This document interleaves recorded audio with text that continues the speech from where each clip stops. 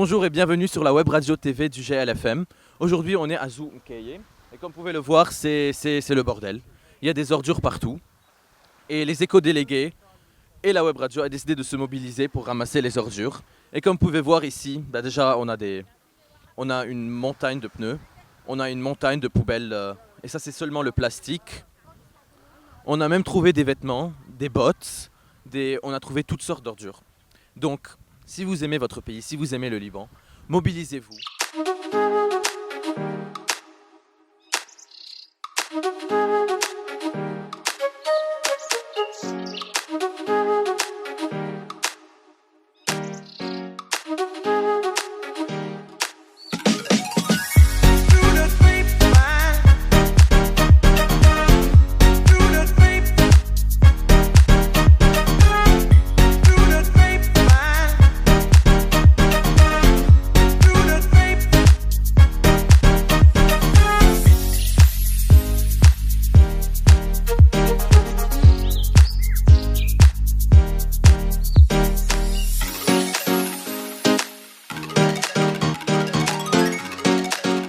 Micheline Karam, professeure au Grand Lycée Franco-Libanais.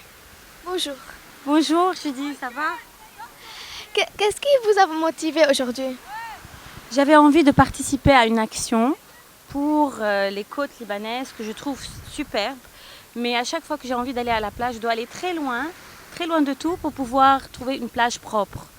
Je me suis dit que si je prenais cette initiative, je pourrais donner l'exemple à beaucoup d'élèves qui, eux aussi, feront davantage attention quand ils vont utiliser des choses et jeter de la poubelle sans trier. J'ai bien compris en ramassant le plastique, en les mettant dans des sacs transparents, qu'il y avait énormément des choses qui sont mal faites, pas ici, avant, c'est-à-dire au niveau du tri. Pourquoi est-ce qu'on ne trie pas au Liban? Pourquoi pas tous les Libanais ne trient et ne mettent directement le plastique dans des sacs en plastique qui vont directement dans les usines de recyclage? Ça m'a motivée, oui. Je voulais voir l'état des côtes, je voulais voir qu'est-ce qu'on pouvait faire et je pense qu'on peut faire énormément de choses. Tout est encore à faire. Bonjour Monsieur Nicolas Saadé, donc vous êtes bénévole. Pouvez-vous s'il vous plaît nous expliquer qu'est-ce qui vous pousse à être bénévole aujourd'hui?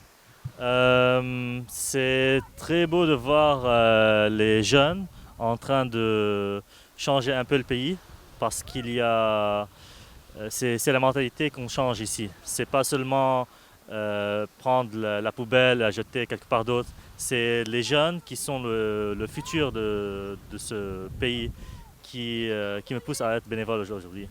مرحبا. Bonjour. شو السبب اللي خليك تتطوع لتنظف معنا شواطئ لبنان؟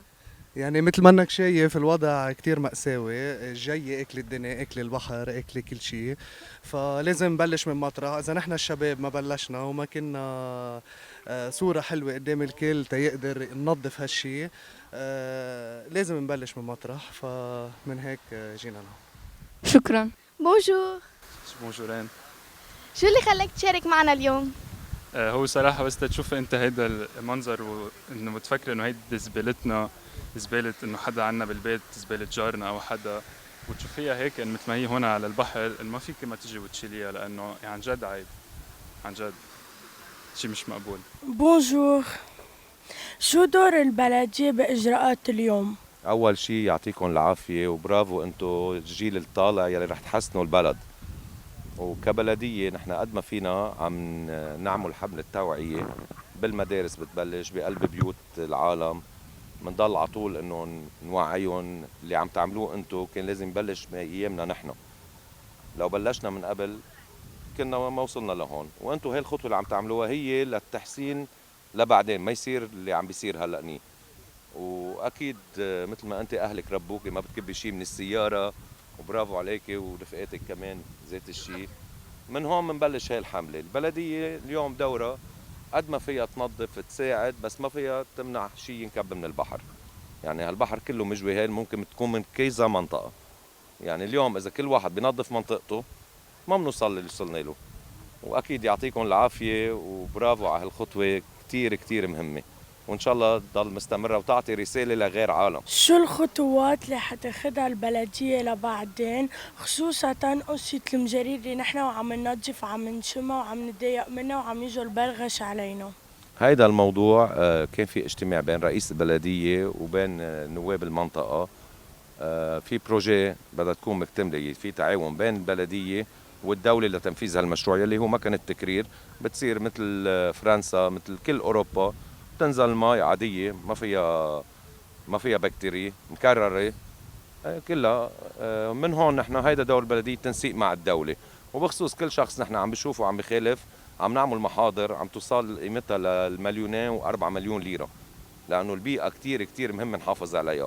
اليوم عندها صلاحية البلدية تعمل محاضر، وأكيد كل أجهزة الدولة بدها تتعاون، بدها تكون يعني شبكة متواصلة بين البلدية وبقية كل يعني وزارة البيئة الاقتصاد حتى حيالله النواب عم بيتواصلوا معنا. إذا ما حطينا إيدنا بإيد بعضنا ما بنوصل لمطرح.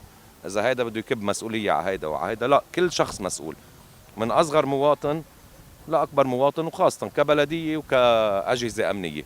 تعاون بيوصل، إذا كل واحد بده يشتغل لحاله ما رح نوصل لنتيجة. ميرسي.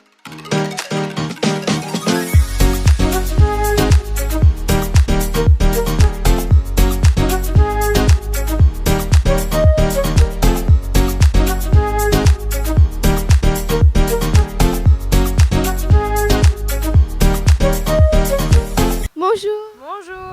Qu'est-ce qui t'a motivé aujourd'hui? En fait, c'est l'idée que le pays est très pollué et que si les citoyens ne font rien, les choses ne vont pas changer. Donc il faut que nous changeons les choses. Qu'est-ce qui vous a motivé à vous lever un dimanche pour ramasser des ordures près de la plage?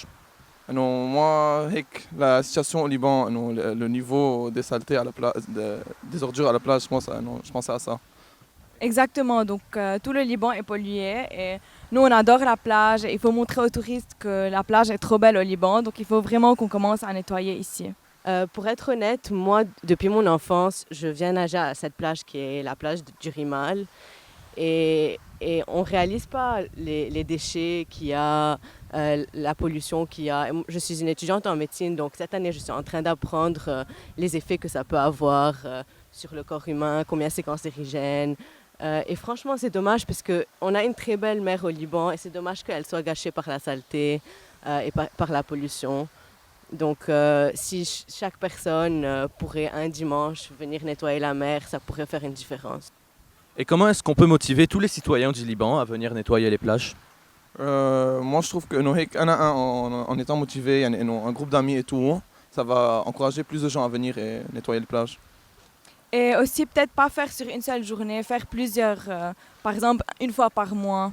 Déjà, je pense que cette campagne, c'est déjà un bon début, mais c'est très important de...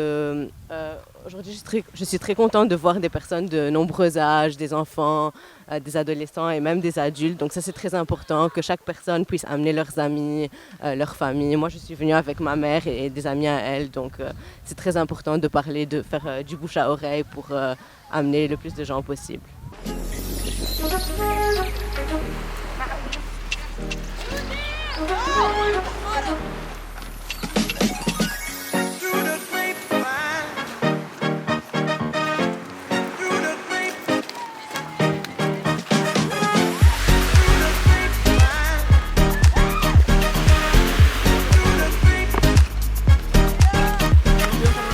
Bonjour Monsieur Sheikh Ernoun مستشار وزير البيئة. ميرسي كثير على هالحمل انت هالحمل مثل هيدا المشروع اللي انتم فيه. اول شيء ميرسي لكم لانه كل هيدا الشغل هو انتم اللي عملتوه مش نحن. فيك تحكي لنا شوي شو بدكم تعملوا بهالزبالات بس يروحوا؟ هودي زبالات مفترض هلا انتم فرستوهم قدر الامكان مثل ما يعني بفتكر التوجيهات كانت والتعليمات على السايت، وبعدين رح تجي البلديات وشركات جمع النفايات تاخذهم على مراكز فرز، وهودي ابدا ما رح يروحوا على اللاين تبع التمر، فهودي رح ينفرزوا بينشال منهم كل ما يلزم من المفروزات وبيرجعوا بيتوزعوا على مصانع التدوير. هل في شيء مشاريع ايام تانية لقدام حاطين براسكم كمان نفس هالمشروع بس تقدم واكثر؟ هيدي اليوم الكيك اوف تبع الفكره، يعني نحن كيف انت بالبيت بتقوم الماما شي نهار الصبح وبتقول لك اليوم التعزيل، بقى نحن اليوم كل لبنان كان عم بيعزل اليوم، وبدي اقول لكم انه انتم كنتوا مجموعه حلوه كتير. كان في حدكم 5000 فولنتير على كامل الشط اللبناني، كان عندنا اكثر من 120 موقع مثلكم نفس الوقت. بقى اليوم اذا بتفتح السوشيال ميديا وبتفتح البيج تبع الوزاره رح تشوف الامباكت يلي عملته. هيدا بهمنا انه نبلش هيك نحكي ببوزيتيفيتي، بايجابيه.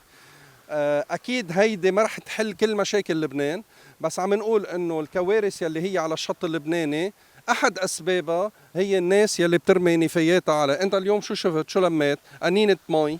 دخلك قنينه المي من وين اجت؟ من المريخ او حدا اجى نزل على البحر وكب قنينه المي. فاذا كلهم قصص فينا ما بعرف الدولاب انه شو جابوا لهون، اذا غيرنا دواليب سيارتنا كيف يوصلوا على البحر. خلينا نكون مسؤولين شوي عن نفاياتنا، نعرف شو بدنا نعمل فيهم. هيدي جزء. بدي اقول ان باراليل انه وزاره البيئه منا ابدا غايبة عن المشاكل الأساسية الكبيرة يلي الثانية يلي هي المجارير، ويلي اليوم كان معنا وزارة الطاقة عم تبرم معنا وعم نحلحل مشكلة ورا مشكلة. وبدي أقول لك شغلة كمان، المكبات العشوائية يلي نحن من 30-40 سنة عم نكبها بالأنهر، وهي السبب الأساسي لتلوث البحر هو الأنهر ومجاري الأنهر، لأنه عم بتلم كل هالزبالة من الضيع وعم بتنزلهم بالمي بس تشتت الدنيا وتوصلهم على البحر. اليوم في كتير ناس تشكت وقالت اليوم نظفنا بكره البحر بيرجع بيرد الزباله على الشط. خلينا نقول انه مزبوط، كل يوم بننظف بيتنا، ولا مره بيتنا بننظفه مره وبنتركه، بس اليوم اكيد اصعب شيء. ثاني مره رح تكون اهين، ثالث مره اهين، لانه رح تقل الكميات، خصوصا اذا كل البلانات مشيوا مع بعضهم. موضوع المجارير، المكبات العشوائيه، التوعيه بالبلديات، مسؤوليه البلديات. مثل هيدي الارض بتحسها هون نو مانز لاند، يعني ما بعرف مين مسؤول عنها. بقى هلا نحن منكم رح ناخذ روبورتاج، نتابع مع البلديه ونشوف اذا ملكيه خاصه ملكيه عامه شو وضعها. ما رح يخلص الشغل، وانا بدي اقول لكم ميرسي كثير جراند ليسي، لانه انتم دائما عم تكونوا معنا، ومدام كلوديا كمان دائما ام الهمم. وبدنا نقول انه مش اول وقفه رح بتكون، اكيد رح نقعد قعده بعد نعمل ايفالواسيون للي صار، نشوف شو فينا نحسن، شو فينا نرتب، واكيد رح يكون عندنا موعد ثاني بلقاء ثاني. الاهم انه المدارس ما تفكروا انه انتم العبء عليكم انه انتم تلموا الزباله، انتم العبء عليكم الاويرنس. نحن بدنا تنقلوا هالفكره لاهلكم، للحي، للبنايه، للشارع، للبلديه، وهيدي البولدوناج تبلش تكبر وتكبر ويصير شعب لبنان مثل ما قلنا ننظف سمعتنا. نحن نقول انه نحن ناس حضاريين وقدرانين نحل مشاكلنا بايدنا. شكرا كثير. ميرسي.